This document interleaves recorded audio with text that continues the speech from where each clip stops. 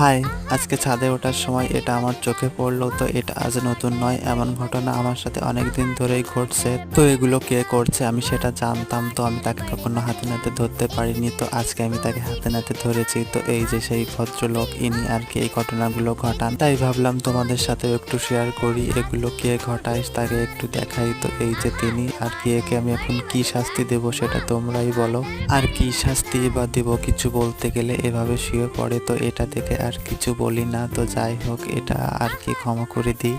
তাছাড়া ওকে কিছু বলাও বারণ, ওকে কেউ কিছুই বলে না, ওর যা ইচ্ছা হয় তাই করে। তো আমি আসলে রাতে আসছিলাম ছাদে, ও আমার আগে চলে আসছে সেটা আমি বুঝতে পারিনি। এসে দেখি এই গাছটাকে আর কি এই অবস্থা করে রাখছে। ওকে আমি এত করে বলছি যা নিচে যা, কিছুতেই যাবে না। তো এখানে থেকে আর কি গাছগুলোর ডাল এভাবে ভাঙবে, তো এটাই হচ্ছে ওর কাজ। তো ও থাক, আমিও আসি, দেখা হবে পরবর্তী ভিডিওতে। ততক্ষণে তোমরা ভালো থেকো এবং সুস্থ থেকো। টাটা।